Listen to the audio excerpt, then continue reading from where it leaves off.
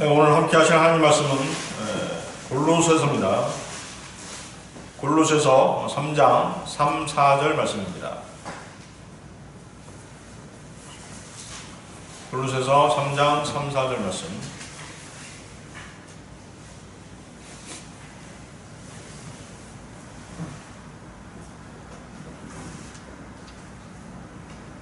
찾으셨으면 제가 받들어 읽겠습니다. 골로새서 3장 3절 4절 말씀. 이는 너희가 죽었고 또 너희의 생명이 그리스도와 함께 하나님 안에 감추어졌기 때문이라. 우리의 생명이신 그리스도께서 나타나실 때 그때 너희도 그와 함께 영광 가운데 나타날 것이라. 오늘 저는 그리스도인은 어떤 상태에 있는가 라는 주제로 여기 모이신 형제 자매님들과 하나님의 말씀을 함께 하고자 합니다. 거듭난 그리스도인의 생명은 본질상 하나님의 소유이고 영적인 것입니다. 주님께서 이 땅에 다시 오실 때 우리가 입게 될 그리스도의 몸은 하나님 안에 감추어져 있습니다. 우리는 주님 오시면 그리스도의 심판석에서 멸류관을 받을 것입니다. 칭찬과 존귀와 영광을 받게 될 것입니다. 하나님 안에 감추어져 있던 영원한 생명과 불멸의 몸을 입게 될 것입니다. 그리고 주님과 함께 천년왕국을 다스리게 될 것입니다. 그러나 모든 그리스도인이 다 이렇게 되는 것은 아닙니다. 구원받았다면 주님과 같은 몸을 얻게 되겠지만 하나님의 말씀에 순종해서 살지 않고 육신적인 삶, 세상과 일치해서 사는 삶, 또 마귀에 속아서 사는 삶을 살았다면 그리스도의 심판석에서 오히려 영광을 받기보다는 수치를 당하게 될 것입니다. 고난이 없으면 멸류관도 없습니다. 그분과 함께 다스리려면 주님의 고난에 동참해야 합니다. 이 말은 주님의 몸된 교회가 당하는 고난에 동참하는 것을 말하는 것입니다. 주님은 주님의 몸인 교회를 위해 희생되셨습니다. 그래서 바울 사도는 골로새서 1장 24절에서 이제 내가 너희를 위하여 받는 나의 고난들을 기뻐하고 또 그리스도가 고통받으신 이후에 있는 것을 그의 몸인 교회를 위하여 내 육신에 채우노라 라고 말합니다. 그의 몸인 교회를 위하여 내 육신에 채우노라. 바울 사도 역시 그리스도의 몸인 교회를 위해 고난을 당한 것입니다. 그리스도인이라면 또 그리스도인들은 자신이 출석하고 있는 지역교회의 모든 역량을 집중해야 하는 것입니다. 주님의 일을 한다고 하면서 자신이 영광을 받고 자신이 높임을 받기 위해 일을 한다면 그것은 주님의 일과는 전혀 상관이 없습니다. 오직 자신만을 위해서 일한 것이고 자신의 의로 일한 것이기 때문에 주님 앞에 섰을 때 아무런 상도 받을 수 없을 것입니다. 그는 주님으로부터 받아야 될 칭찬과 영광을 사람들에게 미리 받은 것입니다.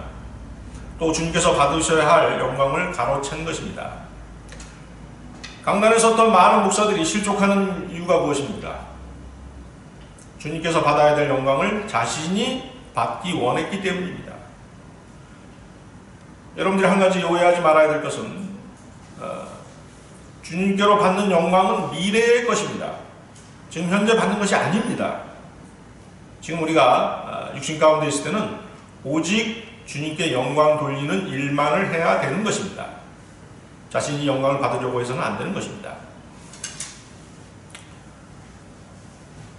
자, 그리스도인은 생명이신 그리스도를 이미 소유한 상태에 있는 것입니다. 영원한 생명이 예약되어 있죠? 바로 그것입니다. 이 영원한 생명을 소유한 것 외에도 현재 그리스도인들이 어떠한 상태에 있는지에 대해서 오늘 자세히 알아보는 시간을 갖도록 하겠습니다. 그리스도인은 지금 어떤 상태에 있는가? 첫 번째는 하나님의 본성에 참여하고 있습니다. 여러분들 베드로후서 1장 2절에서 4절 말씀 보십시오. 베드로후서 1장 2절에서 4절 말씀입니다.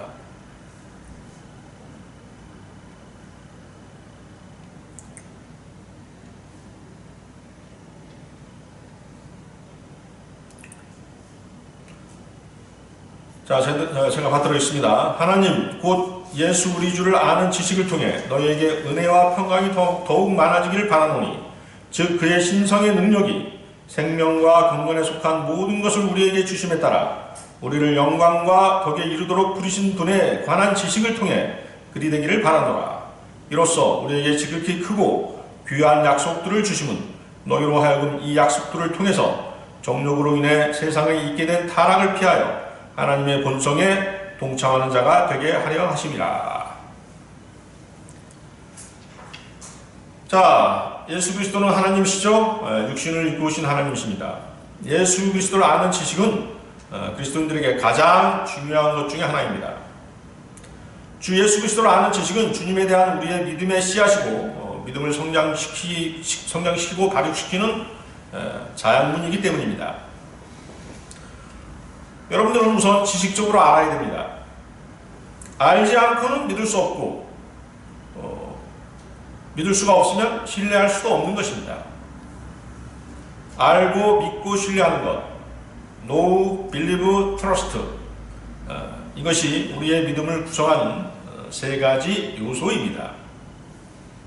어떤 사람은 아는 데서 끝나고 어떤 사람은 알고 믿는 데까지 갔다가 멈춰버리고 또 어떤 사람은 거기서 한 걸음 더 나아가 주님을 신뢰하고 모든 것을 주님께 맡김으로써 자신의 믿음을 온전하게 성숙시키는 것입니다.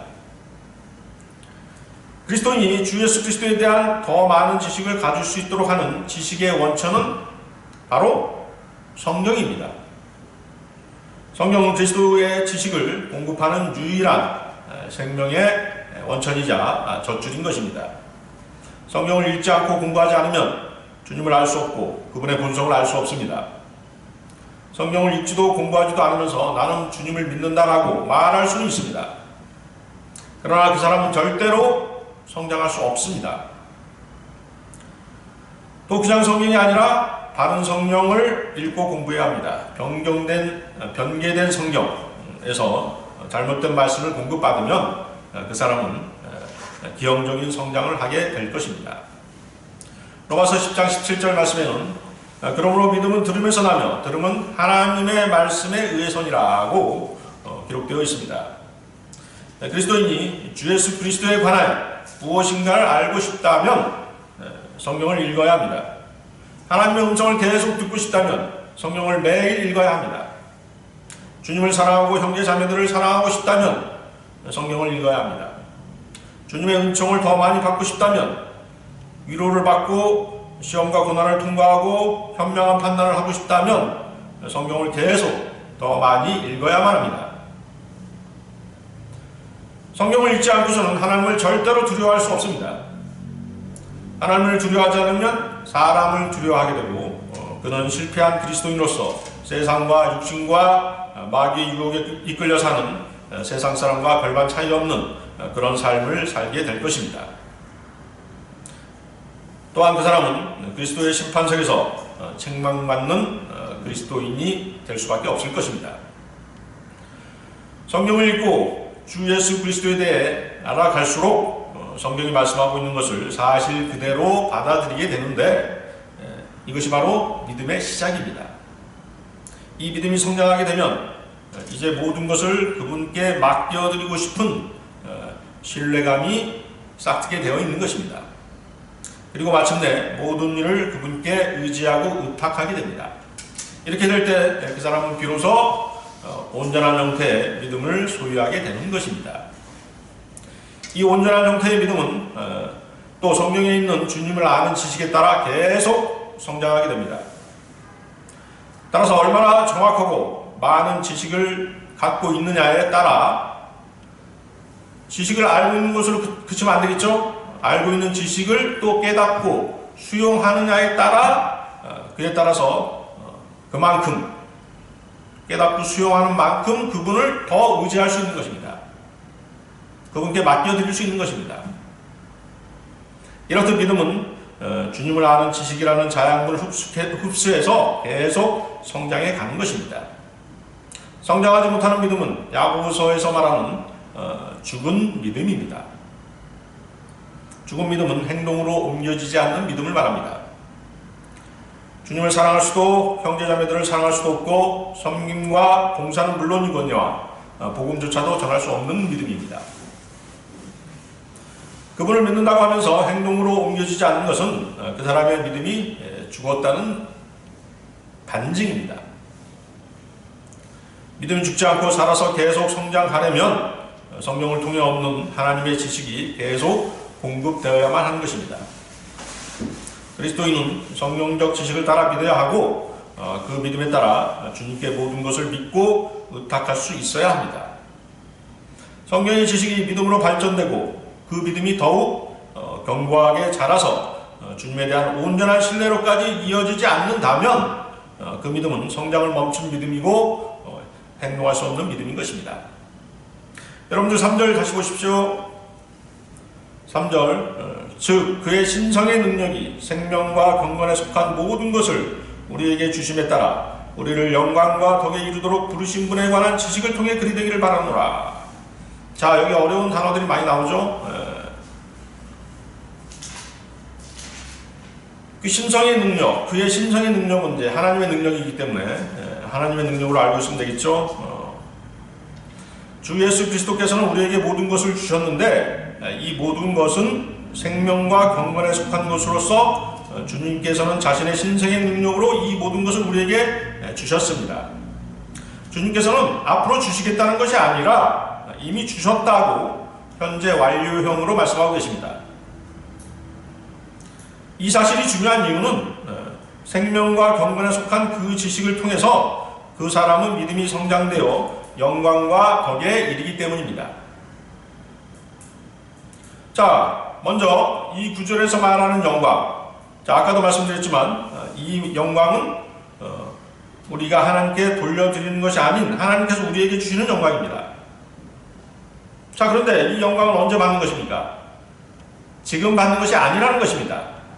미래 그리스도의 심판석에서 받는 영광입니다. 그래서 여러분들은 신앙생활을 하면서 현 세상에서 자신들이 영광을 받으려고 해서는 절대 안 되는 것입니다. 자, 이런 점에서 이 영광은 미래의 것이지 현재의 것이 결코 아닙니다. 자, 이에 반해서 거기 덕이 나오죠? 덕이 무엇입니까? 덕, 성경에서 말하는 덕은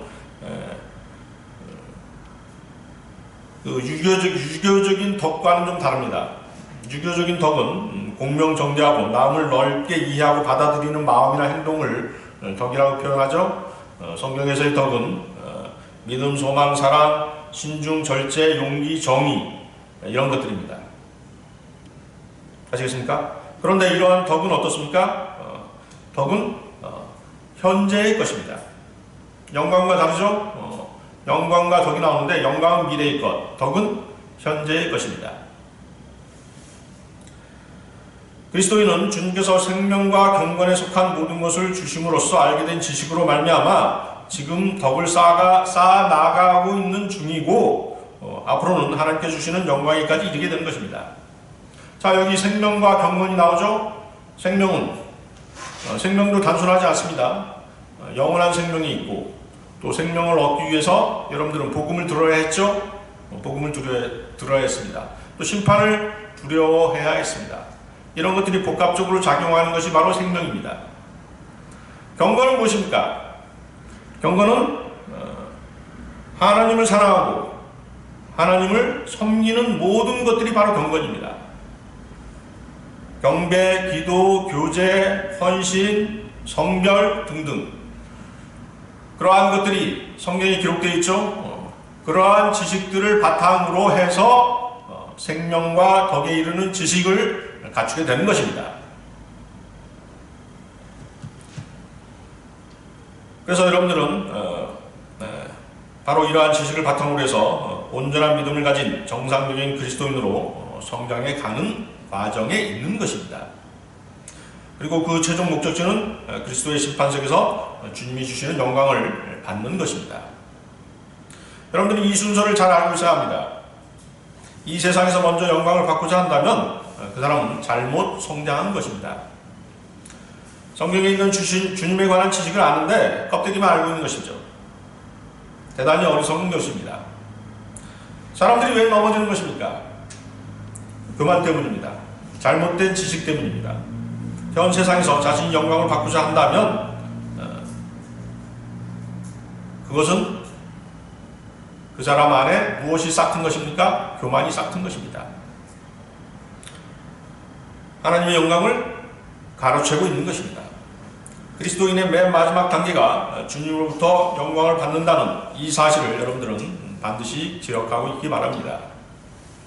하나님께서 여러분을 불러내셔서 자신의 자녀로 삼으신 것은 먼저 덕에 이르도록 불러내신 것이고 종국에는 영광에 이르도록 불러내신 것입니다.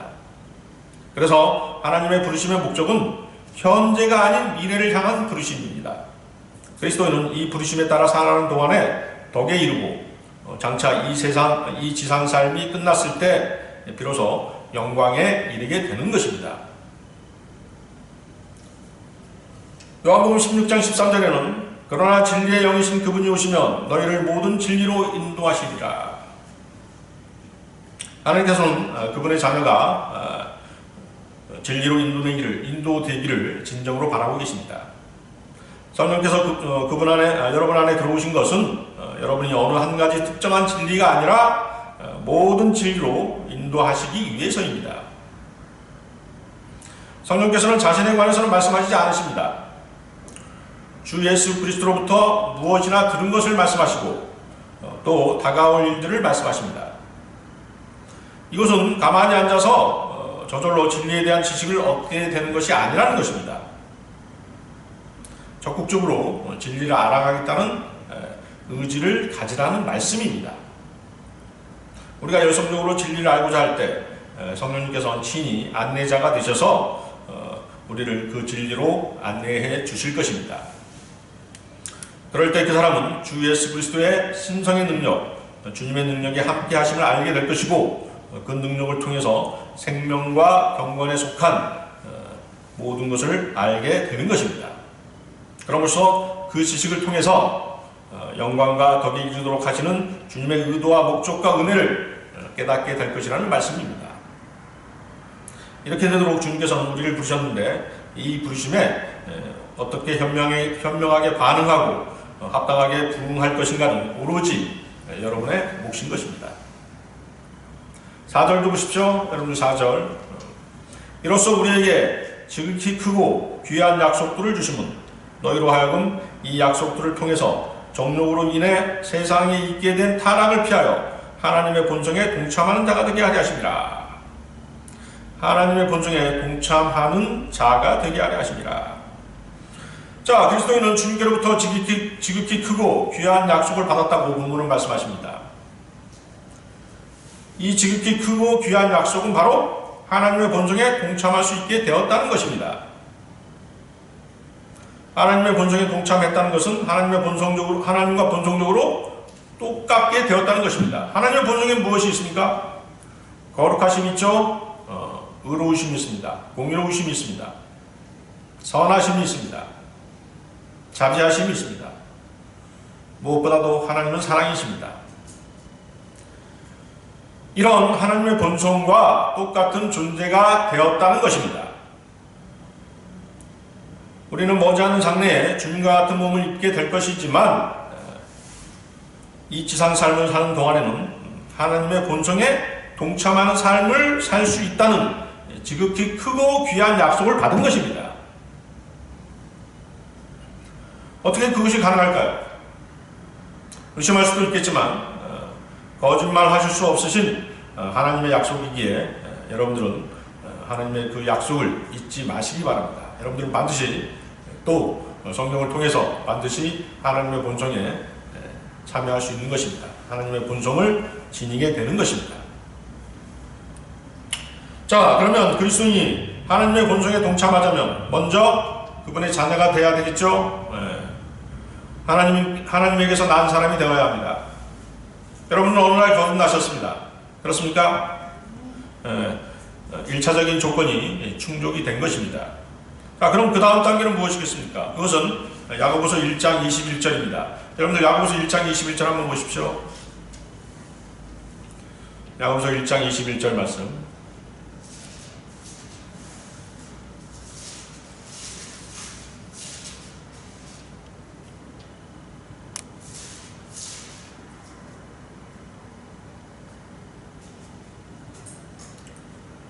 야고보서 1장 21절 말씀. 너희는 모든 더러움과 넘치는 악을 벗어버리고 너희 혼들을 구원할 수 있는 심겨진 말씀을 온유함으로 받으라.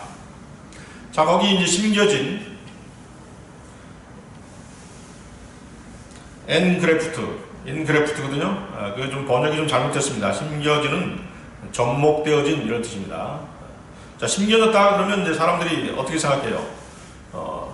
그 묘목을 땅에 심는 것으로 생각하잖아요. 그렇죠? 근데 여기서 심겨졌다는 것은 접목되어진 것입니다. 어떤 가지를 여러분들 원에 해보셨잖아요. 안 해보셨습니까? 어떤 가지를 나무에다가 이렇게 접목시키는 거 아시죠? 바로 그것을 얘기하는 것이에요. 그러니까 번역이 좀 잘못됐습니다. 접목되어진 그런 뜻입니다.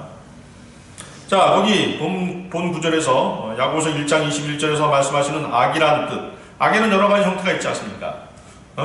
누구를 죽이고 빼앗고 사기치고 뭐 이런 악한 여러 형태들이 있습니다. 또 악에는 그런 것뿐만 아니라 무가치하고 헛되고 겉모양은 그럴듯하지만 알맹이가 없는 그런 상태, 그것도 악에 속하는 것입니다. 교활한 사람, 야비하고 교활한 사람, 그렇죠? 겉으로 보기에는 지혜롭게 보이지만 실은 겉만 번지르라고 속은 텅 비어있는 그런 사람이 있습니다. 말만 앞세우는 사람이 있죠. 다른 사람에게 해악을 끼치고 그런 사람은 다른 사람한테 해악을 끼치고 타락시키는 사람입니다. 그런 것들이 악입니다. 따라서 성실하고 책임감 있는 사람이라면 이런 어이없는 행동들을 하지 않는 것입니다. 또 자기가 지키지도 못할 말을 하지 않는 것입니다. 자, 아까 심겨진 말씀, 접목되어진 말씀이라고 했죠? 접목되어진 것입니다. 한 가지가 다른 나무에 접목되어서 한 나무가 된 것입니다. 다시 말씀드리면 한 가지가 다른 나무에 접목되어서 한 몸이 된 것이죠. 그렇죠? 그러니까 뭐냐면 하나님의 말씀이 나에게 접목된 것입니다. 아시겠습니까? 그러면 그 가지에는 하나님의 말씀이 접목되었기 때문에 그 가지에는 어때요? 내 열매, 내 행위의 열매가 맺는 것이 아니라 뭐가 맺히는 것입니까? 성령의 열매가 맺히는 것입니다. 아시겠죠? 네, 바로 그것입니다. 그래서 접목되는 것입니다.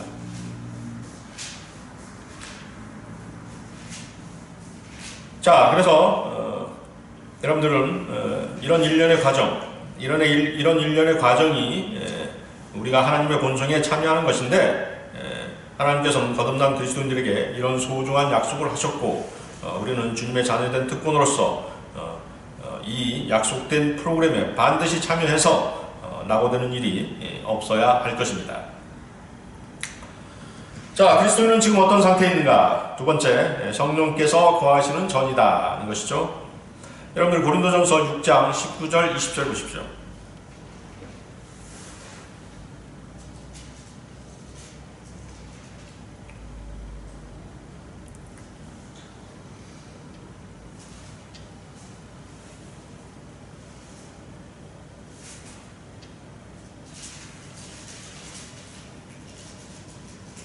고린도전서 6장 19절 20절 말씀.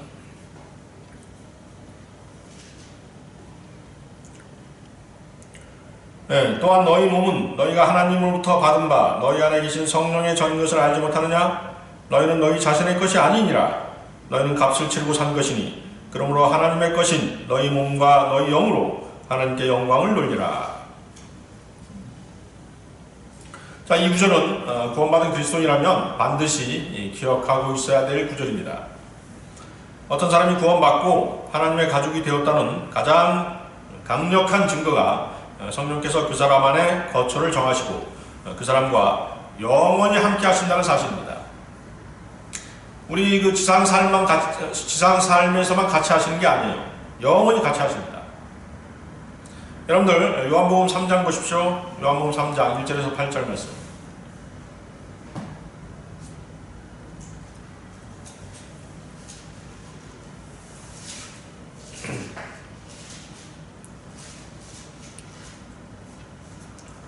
자, 주님께서 성령을 어떻게 받는지에 대해서 말씀하고 계시죠. 요한복음 3장 1절에서 8절 말씀. 니코데모라고 하는 바리새인 한 사람이 있었으니 유대인의 관원이라. 그가 밤에 예수께 와서 말씀드리기를 랍비여 우리는 당신이 하나님께로부터 오신 선생이신 줄 아나이다. 이는 하나님께서 함께하지 아니하시면 아무도 당신이 행하시는 이런 기적들을 행할 수 없기 때문이니다 라고 하더라. 예수께서 대답하여 그에게 말씀하시기를 진실로 진실로 내가 너에게 말하노니 사람이 거듭나지 아니하면 하나님의 나라를 볼 수 없느니라고 하시더라. 니코데모가 주께 말씀드리기를 사람이 늙으면 어떻게 태어날 수 있나이까? 사람이 자기 어머니의 태에 두 번째 들어갔다가 태어날 수 있나이까? 라고 하니 예수께서 대답하시기를 진실로 진실로 내가 너에게 말하노니 사람이 물과 성령으로 태어나지 아니하면 하나님의 나라에 들어갈 수 없느니라. 육신으로 난 것은 육이요 또 성령으로 난 것은 영이니라. 내가 너에게 너희는 거듭나야 한다고 말한 것을 이상히 여기지 말라. 바람이 임으로 불어서 내가 그 소리를 들어도 어디서 와서 어디로 가는지 알지 못하듯이 성령으로 난 사람은 모두 그와 같으니라고 하시더라. 자, 물과 성령으로 거듭나야 된다고 그랬죠? 첫 번째 출생이 물에 의한 출생이라고 말씀드렸습니다. 여러분들은 어떻습니까? 어머니 뱃속에 있었죠? 어머니 뱃속에 물속에 잠겨 있었습니다. 그렇죠? 그 양수가 터지면서 세상으로 나오게 된 것입니다. 그것이 바로 첫 번째 출생입니다. 자, 두 번째 출생, 거듭나는 것은 바로 뭐예요? 성령으로 거듭나는 것입니다. 주님께서 지금 그 말씀을 하신 것이죠. 자, 그러면 성령을 받으면 몸에 어떤 이상한 반응, 몸이 오싹해진다든가 몸이 갑자기 뜨거워진다든가 하는 것으로 오해하는 사람들이 있습니다. 또 방언을 하면 그 사람은 성령 받은 증거라고 주장하는 사람도 있는데 그런 주장을 하는 사람은 성령에 대해 전혀 모르는 사람입니다. 성령을 받은 적도 없는 사람이 그런 얘기를 하는 것입니다. 주 예수 그리스도를 믿고 그분을 구주로 영접해서 거듭나는 순간 성령님께서는 그 사람의 몸 안으로 들어오셔서 그의 몸을 자신의 거처로 삼으십니다. 그때 어떤 이상한 반응이 있는 것이 결코 아닙니다. 거기 주님께서 말씀하시지 않습니까? 3장 8절 다시 보십시오. 바람이 임의로 불어서 내가 그 소리를 들어도 어디서 와서 어디로 가는지 알지 못하듯이 성령으로 난 사람은 모두 그와 같으니라. 자, 바람이 상징하는 게 뭐예요? 성령님이시죠? 성령의 존재를 알아요, 여러분들이. 그렇지만 성령이 자기한테 들어왔는지 안 들어왔는지 그것을 느낄 수 없다는 것입니다. 그 당시에는 느낄 수 없어요. 그렇지만 어떻게 돼요? 시간이 흐른 후에는 느낄 수 있죠. 아시겠습니까? 그 말씀하신 거예요. 그래서 좀 예민한 사람은 이제 빨리 느낄 수 있습니다. 저 같은 경우도 세월이 좀 흐른 후에 그때 내가 거듭날 때 그때 성령께서 오셨었구나. 나중에 느꼈죠. 그래서 내가 거듭난 날이 언제다. 그걸 기억할 수 있게 된 거예요. 거듭난 날짜를 가지고 있는 사람들 있잖아요. 그렇죠? 저는 이제 그 86년 2월 27일 기억하고 있죠. 1986년 2월 27일. 얼마 안 남았습니다. 그죠? 그날이 제 생일입니다. 여러분들 생일 있으실 거예요. 거듭나는 날이 바로 진짜 생일입니다. 나중에 알게 됐어요. 그때 성령이 오셨던 거구나. 그래서 그때 어떤 몸에 어떤 이상한 반응이 생긴 것이 결코 아니었습니다. 단지 어떤 차이점은 있었어요. 구원받기 전과 구원받은 후의 차이점. 딱 한 가지 있었습니다. 아까 찬송 부를 때 얘기했었죠? 어떤 차이점이라고 말씀드렸죠? 갑자기 눈이 밝아진 거예요. 뭐에 대해서 눈이 밝아진 거예요? 성경 말씀에 대해서. 갑자기 성령이, 그렇게 어렵던 성령이 갑자기 쉬어진 거예요. 막 깨달아진 것입니다. 모든 것을 다 깨닫게 된 건 아니고 일부. 막 구원받았을 때는 어떤 구절에 대해서 깨닫게 돼요? 구원에 대한 내용들. 그런 말씀들이 계속 들어오는 거예요. 그전에는 너무 성경이 어려워서 읽다가 어떻게 했어요? 이거 언제 이거 집어 던져야 되나 고민하고 그랬었습니다. 그래서 성경이 이제 세계에서 가장 많이 팔린 책이라고 해가지고 그때 이제 제가 성경 읽기 시작했어요. 방학 때였죠. 대학교 3학년 때. 근데 이거 뭐 창세기 출애굽기까지는 괜찮았어요. 근데 레위기 뭐 이렇게 나오기 시작하니까 어떻게 돼요? 이거 언제 던져버려야 되지 이거? 도저히 무슨 말인지도 모르겠고, 그래도 꾸역꾸역 읽었어요. 한번 읽어보자. 이거 도대체 뭐가 있겠지 하면서 계속 읽은 거예요. 그래서 이사야서 한 3분의 1 정도 읽었나? 그때 갑자기 그 친구한테 전화가 온 거예요.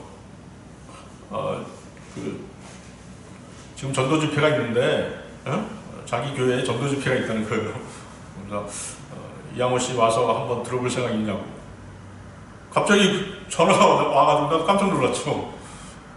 근데 이제 그때 어떤 생각을 했냐. 그래, 맞아. 성경이 굉장히 어려운데 도대체 뭔 얘기 하는지 한번 가서 좀 알아보자. 응? 그 호기심으로 이제 참석을 한 거죠. 근데 하나님께서 그걸 인도하신 줄을 나는 그때 몰랐죠. 그렇죠? 그때 구원받은 거예요. 그때가 이제 가니까 중학교 뭐 이렇게 그 머리 깎은 애들, 조그마한 애들밖에 없더라고. 성인들은 없어요 또. 중고등학생들 그런 어떤 성경 모임이었는데 거기에 어떻게 내가 생각나가지고 갑자기 내가 생각나더래요. 그래서 전화를 했다고 하더라고. 거기 성경 공부하는 중에 내가 구원을 받았지 않습니까? 아시겠습니까? 그래서 이제 그 날, 내가 거듭난 날을 기억하고 있는 것입니다. 자, 사람마다 차이점이 있지만 그 사람이 거듭났다면 반드시 성령께서 그 사람 안에 내주하시는 것입니다. 성령을 받은 경험은 당시에는 알 수 없어요. 그렇지만 시간이 흐르면 자신이 성령을 받았음을 알 수 있는 것입니다. 그래서 바울 사도는 이런 말을 했습니다. 여러분들 한번 찾아보시죠. 고린도후서 13장 5절 6절 말씀입니다. 고린도후서 13장 5절 6절 말씀.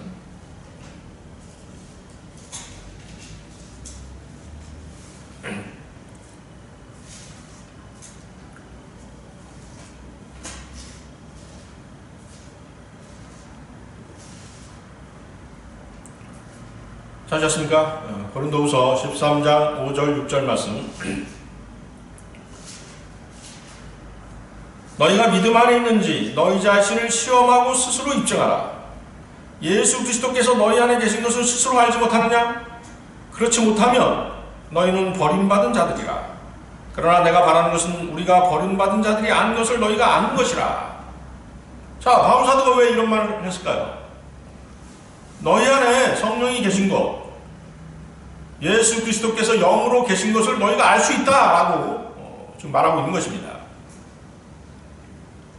고린도 교회도 마찬가지죠. 많은 사람들이 자신이 구원받았는지를 모르고 그것을 인식하지 못하고 생활하고 있었기 때문에 바울 사도가 이런 얘기를 한 것입니다. 그 사람이 참으로 거듭났다면 성령을 받았다는 사실도 알아야 되는 것입니다. 알게 돼 있는 것입니다. 그래서 나는 죽고 나의 자아도 죽고 그리스도로 사는 삶, 이것이 진정한 그리스도인의 삶인 것입니다.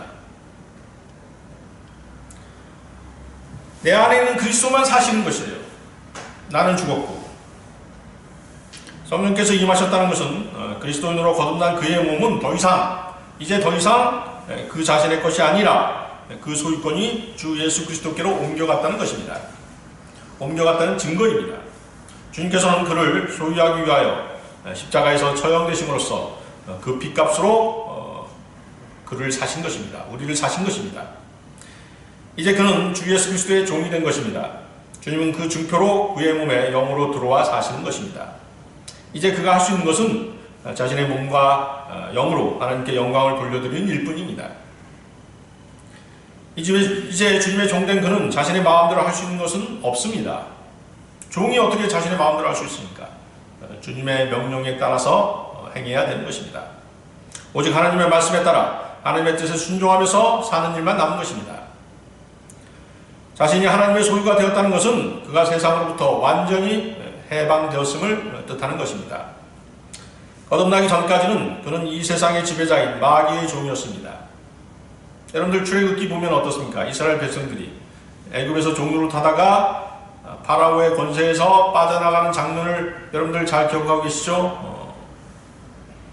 바로 여러분들은 마귀의 종이었던 것입니다. 그러나 이제 그는 더 이상 세상의 노예가 아니라 또 마귀의 종이 아니라 완전한 자유인이 된 것입니다. 그는 지극히 거룩한 몸이 된 것입니다. 왜 거룩한 몸이죠? 성령께서 거하시는 몸이기 때문입니다. 그러한 몸으로 죄를 범하고 세상과 일치해서 음행을 저지르는 것은 자신을 구원해 주신 주님에 대한 반역과도 같은 것입니다. 그 사람은 이제 자신의 몸으로 하나님께 영광 돌리는 삶을 살아야 되는 것입니다. 여러분들 고린도후서 4장 6, 7절도 한번 보십시오. 고린도후서 4장 6절 7절 말씀.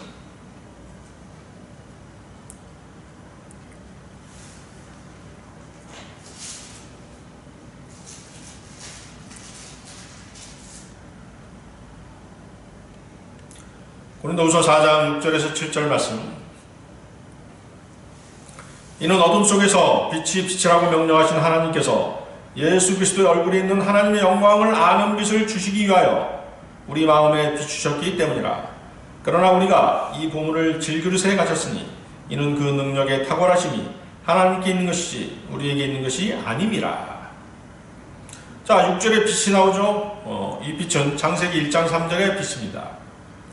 빛이 있으라 하시니 빛이 있더라, 그 말씀입니다. 따라서 이 빛은 물리적인 빛이 아니라 하나님 자신의 빛입니다. 바울은 하나님의 빛을 예수님을 거쳐 우리 마음에 비추인 빛으로 연결지어서 설명하고 있는 것입니다. 빛이 있으라고 말씀하신 바로 그 하나님께서 예수 그리스도를 통해서 그리스도인의 마음에 빛이 있으라고 말씀하신 것입니다. 그리스도께서도 그렇게 말씀하셨죠. 요한복음 8장 12절에 나는 세상의 빛이라. 나를 따라오는 사람은 결코 어둠 속에 다니지 아니하고 생명의 빛을 얻으리라고 말씀하셨습니다. 구원받지 않는 사람으로서 제 아무리 부유하고 행복한 삶을 산다고 할지라도 그 사람 안에는 채워지지 않는 그 무엇이 있습니다. 그래서 그것은 그 사람 안에 빛이 없다는 것입니다. 많은 물질과 또 많은 자녀, 명예와 권세를 가지고 남부럽지 않게 사는 사람이라고 할지라도 그 사람 안에는 빛이 비춘 적이 없기 때문에 마음 한구석이 언제나 답답하고 공허한 것입니다. 그러나 구원받은 사람은 자신 안에 누군가가 있음을 느낍니다. 빛을 감지하는 것입니다. 막 구원받았을 때는 알지 못했던 그 존재를 시간이 흘러 자신의 믿음이 조금씩 성장하면서 내 안에 있는 존재가 뚜렷해지는 것입니다. 전에는 내 안에 어둠이 사로잡고 있었는데 어느 순간 캄캄한 방에 전기불이 켜진 것처럼 빛이 비춘 것입니다. 예수님께서 주시는 빛은 하나님의 영광을 아는 빛입니다. 하나님께서는 자신의 영광을 예수 그리스도의 얼굴에 계시하셨습니다. 사도 바울은 다마스커스로 가는 길에 그리스도를 배웠는데 그때 그 영광을 본 것입니다. 그는 그것을 해보다 더 밝은 빛으로 묘사했고 그것이 우리 마음에 비추신 주님의 영광의 빛입니다. 자, 그래서 여러분들 거기 고린도후서 4장 7절 다시 보십시오. 고린도후서 4장 7절. 거기 보물이 나오죠? 보물. 자, 보물이 무엇일까요? 보물은 바로 빛이신 예수 그리스도십니다. 우리 안에 영으로 계신 그리스도십니다. 골로새서 1장 27절 말씀에는 하나님께서는 이들에게 이방인들 가운데서 이 신비의 영광의 풍요함이 어떠한지를 알리고자 하셨으니 이 신비는 너희 안에 계신 그리스도시요 곧 영광의 소망이라고 말씀하십니다. 자, 우리는 그리스도께서 성령으로 영으로 우리 안에 계신다는 것을 알고 있습니다. 알게 되었습니다. 따라서 성령이 그 보물인 것입니다. 질그릇은 우리 몸이겠죠? 우리 몸입니다. 우리 몸은 흙으로 만들어졌기 때문입니다. 창세기 3장 19절 말씀을 보면 내가 땅으로 돌아갈 때까지 내 얼굴에 땀을 흘려야 빵을 먹으리니 이는 내가 땅에서 취해졌음이라. 너는 흙이니 너는 흙으로 돌아갈지니라. 따라서 그리스도인들은 값비싼 보물을 감싸고 있는 질그릇입니다. 값비싼 보물, 성령님, 내 안에 계신 그리스도를 담고 있는 질그릇입니다. 진흙은 그 가치가 보잘것없지만 그 보물은 그 무엇과도 바꿀 수 없는 가치가 있습니다. 그것이 바로 사도 바울이 이는 그 능력의 탁월하심이 하나님께 있는 것이지 우리에게 있는 것이 아님이라고 말한 이유입니다. 따라서 우리는 우리 육체를 신뢰할 만한 것이 아무것도 없는 것입니다. 그러기에 바울은 빌립보서 3장 3절에서 이는 영 안에서 하나님을 경배하고 그리스도 예수 안에서 기뻐하고 육신을 신뢰하지 않는 우리가 할례파임이라고 말한 것입니다.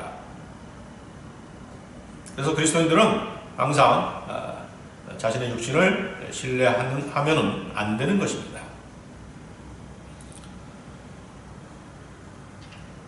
따라서 여러분들은 무엇을 신뢰해야 되는 것입니까? 우리 안에 계신 그리스도, 성령님을 신뢰해야 되는 것입니다.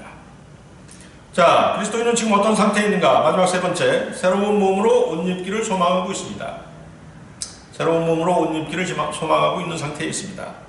여러분들 고린도후서 5장 1절에서 3절 말씀 보십시오. 고린도후서 5장 1절에서 3절 말씀입니다.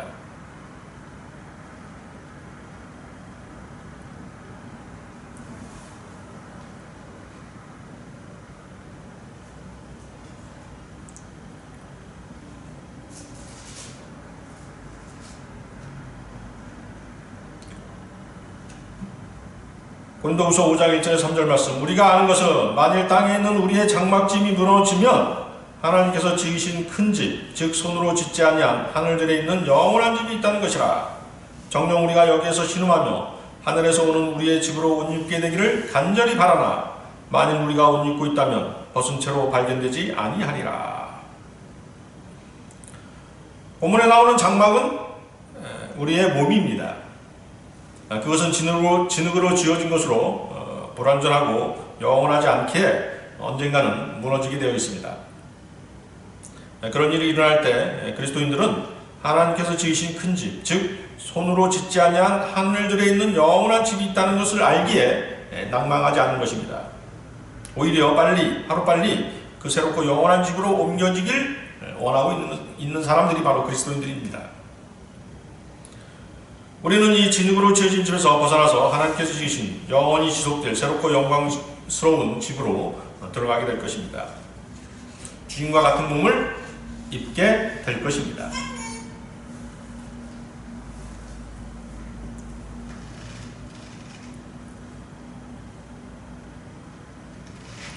이 절 보십시오, 여러분들.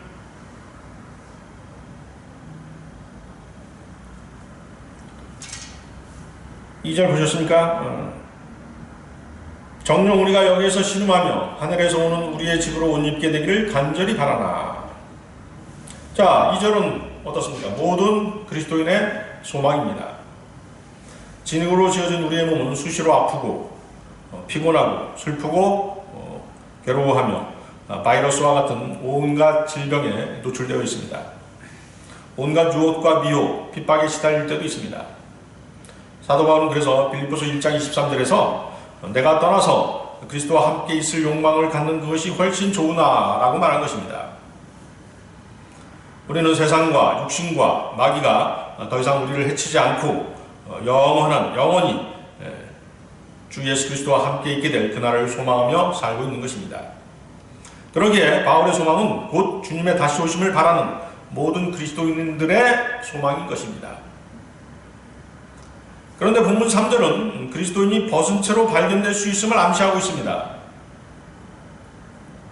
3절 보셨습니까? 만일 우리가 옷 입고 있다면 벗은 채로 발견되지 아니하리라.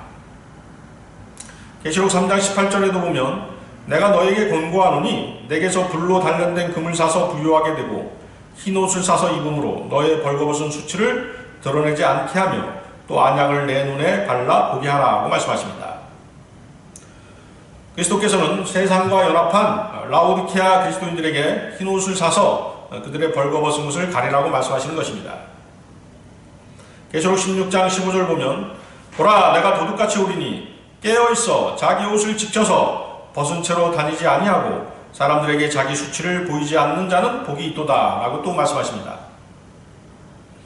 이 구절에서 주님은 자기 옷을 지켜서 벗은 채로 다니지 아니하는 자는 복이 있도다. 왜 이런 말씀하셨을까요?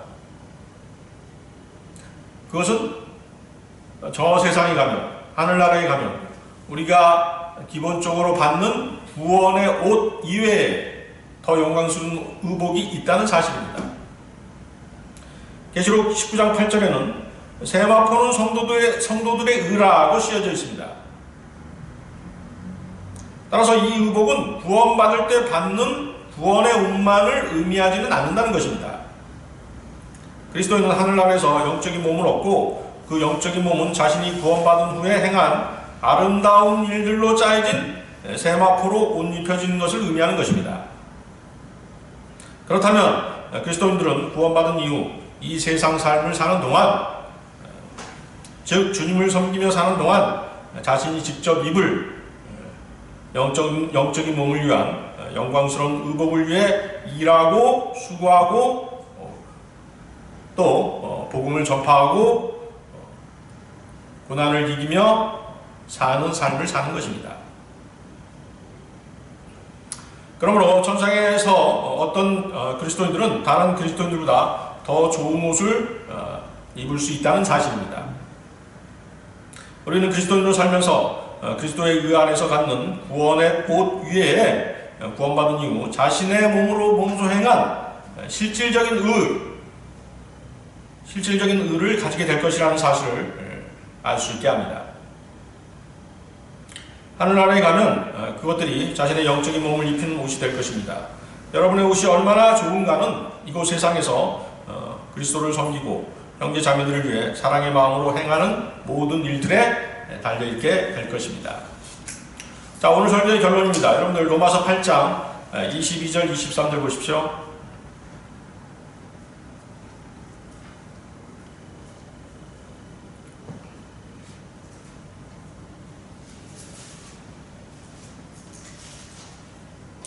자, 좋은 의복, 더 좋은 의복에 대해서 말씀드렸는데 이 사실은 과장된 얘기가 아닙니다.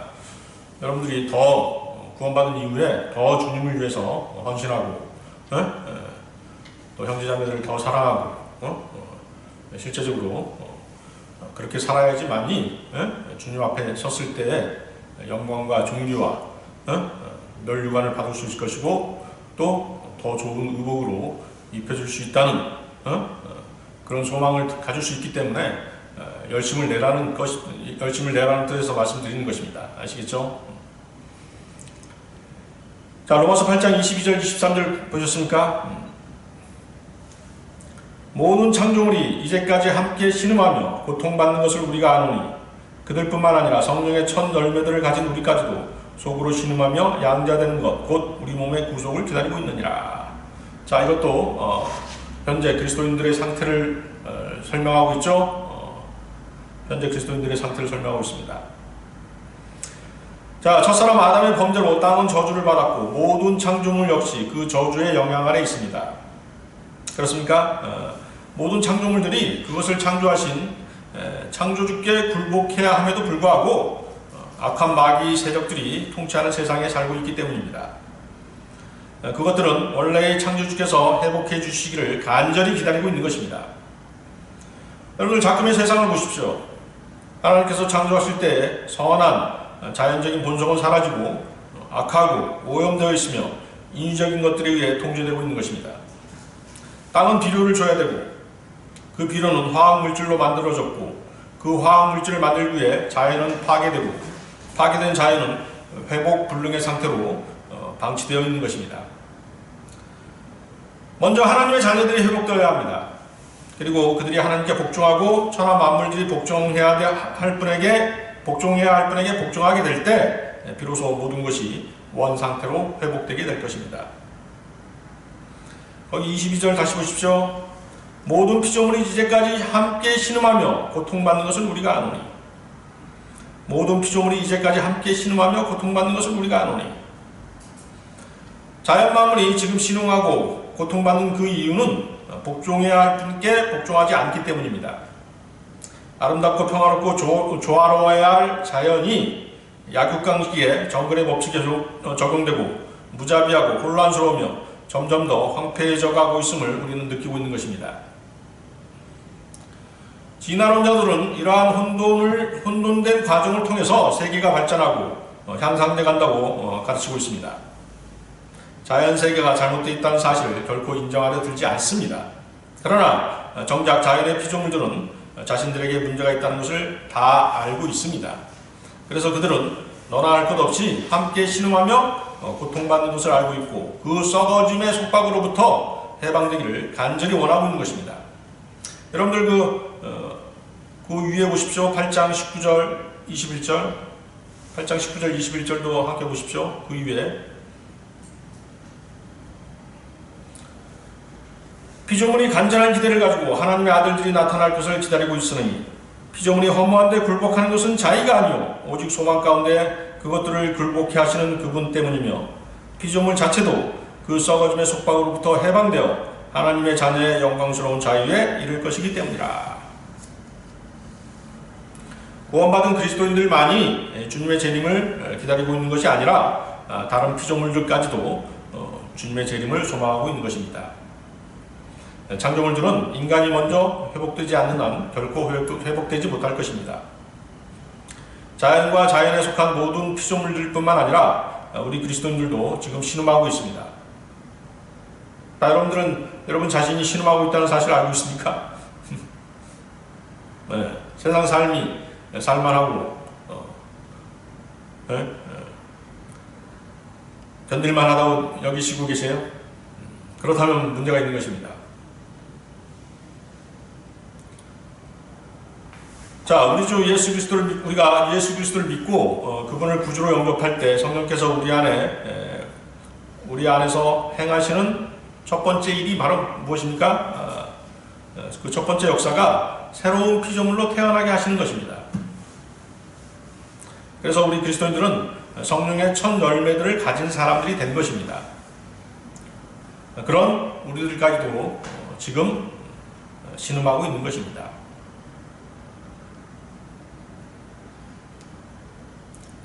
우리가 말씀 가운데 살고 복음을 전하며 살다 보면 세상 삶이 불편하고 고통스러운 삶임을 세월이 갈수록 느끼는 것입니다. 그러다 보니 깨어있는 그리스도인들은 자신이 알게 모르게 신음하며 살고 있는 상태에 있는 것입니다. 주위의 피조물들의 고통도 직접적으로 느낄 수 있습니다.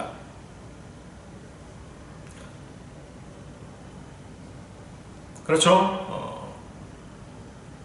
그들의 행동과 자연 환경 등을 통해 그들이 고통에 신음한다는 사실을 감지할 수 있는 것입니다. 우리는 이 땅에 살고 있는 동안 이렇게 신음하면서 양자되는 것, 곧 우리 몸의 구속을 기다리고 있는 상태입니다. 우리는 혼이 구원받았고 영은 거듭났지만 우리의 몸은 아직 구속되지 않았습니다. 우리 몸의 구속은 주 예수 그리스도께서 이 땅에 오실 때 완성될 것입니다. 그때까지 그리스도인들은 썩어질 몸, 아직 구속받지 못한 몸을 지니고 있어야 합니다. 따라서 우리 몸은 하나님의 아들이 주 예수 그리스도께서 하루빨리 나타나시기를 소망하고 있는 것입니다. 따라서 바울은 이에 대해서 고린도후서 4장 16절에서 그런 까닭에 우리가 낙심하지 아니하노라. 오히려 우리의 겉사람이 썩어질지라도 우리의 속사람은 날마다 새로워지나니 라고 말씀한 것입니다. 우리의 겉사람은 날이 갈수록 그 기능이 떨어지고 노화가 계속 진행될 것이지만 우리 안의 속사람은 날로 새롭게 된다는 뜻입니다. 우리 그리스도인들의 몸의 구속은 실제적으로 이 땅이 저주에서 해방되기 이전에 먼저 이루어질 것입니다. 그때가 바로 주 예수 그리스도께서 공중 재림하는 그 날이 될 것입니다. 다 같이 기도하시겠습니다. 선하시고 거룩하시며 영원한 자비를 지니신 주 하나님 아버지께 이 시간 감사와 찬양과 모든 영광을 돌려드립니다. 오늘 저희들 그리스도인들은 지금 어떤 상태에 있는가라는 주제로 하나님의 말씀을 나누었습니다. 저희들에게 주님께서는 새로운 생명을 주셨고 하나님의 본성에 참여할 수 있는 은혜를 베풀어 주셨습니다. 저희의 몸을 성령의 전으로 삼아주시고 구속의 날까지 보호하여 주시니 참으로 감사합니다. 저희들 주님 다시 오셔서 새로운 몸으로 옷 입혀지기를 간절히 소망하오니 주님 속히 오시옵소서. 여기 머리 숙인 저희들의 육신의 고통과 세상에서의 저희가 당하는 고난을 굽어 살피셔서 보호하여 주시고 위로하여 주시오며 모든 기도에 또한 응답하셔서 그로 인한 모든 영광 주님 홀로 받아 주시옵소서. 이 모든 기도 곧 다시 오셔서 우리를 부르실 주 예수 그리스도의 이름으로 기도드렸습니다.